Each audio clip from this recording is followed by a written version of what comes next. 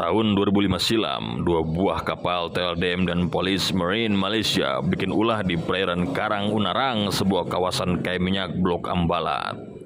Mereka mencoba merapat dan menenggelamkan jangkar mereka untuk mengganggu pembangunan mercusuar di perairan yang masuk wilayah kedaulatan NKRI itu. Meski sudah diperingatkan oleh TNI Angkatan Laut dari atas KRI Terong Naga, namun dua kapal negeri jiran itu tetap mengeyel. Akhirnya, Komandan KRI Terong Naga menghubungi tim Kopaska yang dikomandani Letu Berni untuk mendatangkan bantuan. Alhasil, 3 anggota Kopaska masing-masing bernama Serka Ismail, Serda Muhadi, dan Kelasis 1 Juli Sungkono dikirim untuk menyelesaikan ulah Malaysia yang menyebalkan itu. Untuk mengecoh perhatian awak kapal Malaysia, Serka Ismail memerintahkan motor boot yang dikendarai ketiganya melaju secara zigzag. Taktik itu pun berjalan mulus. Para anak buah kapal Malaysia lalu terpancing untuk terus mengamati pergerakan motor boot, sedangkan Serka Ismail menyelam, mendekati dan masuk secara senyap ke salah satu kapal tersebut. Dengan tangan kosong tanpa membawa senjata, Serka Ismail mendobrak pintu kapal dan memerintahkan kapal Malaysia itu nyah dari wilayah teritori Indonesia.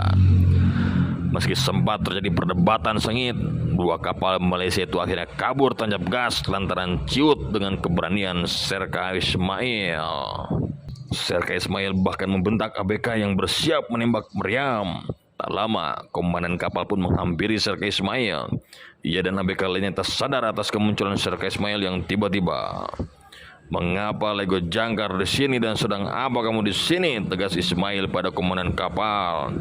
Sang komandan kapal pun berkilah. Dia mengaku hanya mengikuti perintah. "Baiklah kalau begitu, saya turun dari kapal ini, segera pergi dari wilayah ini. Kalau tidak, jangkar akan saya putuskan," bentak Serka Ismail. Komandan kapal Malaysia pun menurut. Setelah Serka Ismail kembali ke perahu karet, kapal Malaysia pun kabur. Padahal saat itu Serka Ismail tidak membawa senjata pun. Namun, kapal kedua justru masih berulah. Serka Ismail dan kedua rekannya kembali mengarah ke kapal tersebut.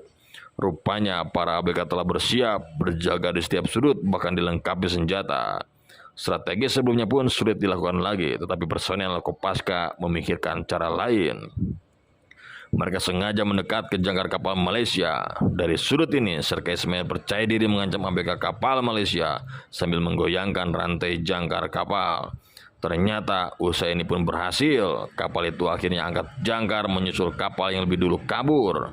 Pergerakan Serka Ismail membuat respek dan takjub. Walaupun tanpa senjata, Serka Ismail mampu melakukan lawan tanpa adanya pertumpahan darah.